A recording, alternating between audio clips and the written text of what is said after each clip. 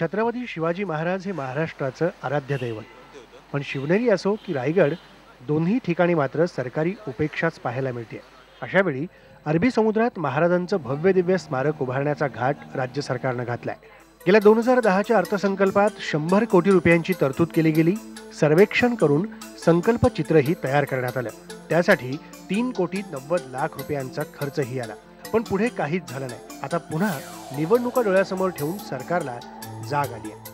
अरबी समुद्रात छत्रपती शिवाजी महाराजांच्या आंतरराष्ट्रीय स्मारकासाठी जागा निश्चित करून आज मंत्रिमंडळानं 100 कोटी रुपयाचा एक टोकन तरतूद केलेली आहे. स्मारकासाठी नव्यानं तरतूद केली असली तरी पुन्हा सर्वेक्षण, नवं संकल्पचित्र, नवा आर्किटेक्ट, नवा कन्सल्टंट आणि अनेक परवानग्या राज्य सरकारला मिळवायच्या आहेत. तोपर्यंत खरं तर आगामी विधानसभा निवडणूकही झालेली असेल. त्यामुळेच विरोधी पक्षनेत्यांनी काँग्रेस राष्ट्रवादीच्या सरकारवर जोरदार टीका केली आहे. येणाऱ्या निवडणुका लक्षात घेताना सरकारने हा राजकीय हेतूने घेतलेला निर्णय आहे.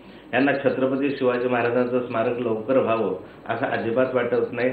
अजून त्याला पर्यावरणाच्या संदर्भामधल्या पूर्णपणे एनओसी मिळालेल्या नाहीये. पण सत्ताधारी काँग्रेस राष्ट्रवादीच्या नेत्यांच्या बोलण्यातून मात्र महाराजांच्या स्मारकाचं राजकारणच होईल हे स्पष्ट दिसतंय. जल्द से जल्द बनाने के लिए शासन की पूरी तरह तैयारी है और उसमें और ज़्यादा जल्द हो जाए ये कोशिश हमारी भी रहेगी. राष्ट्रवादी काँग्रेसचा कार्यक्रम यशस्वीपणाने शिवाजी महाराजांचे स्मारक असेल, डॉक्टर बाबासाहेब आंबेडकर यांचा स्मारक असेल, शाहू महाराजांचे स्मारक असेल, त्या स्मारक निर्माण करण्यासाठी आमची कटिबद्धता आहे. सरदार पटेलांचं स्मारक असेल किंवा शिवाजी महाराजांचं स्मारक, इथं पुतळ्याची उंची महत्वाची नाहीच. महत्वाचं आहे ते राजकारण. जनतेला हे काही वेगळं सांगायची गरज नाही. व्हिडिओ जर्नलिस्ट रमेश भट्टसह आशिष जाधव, IBN लोकमत, मुंबई.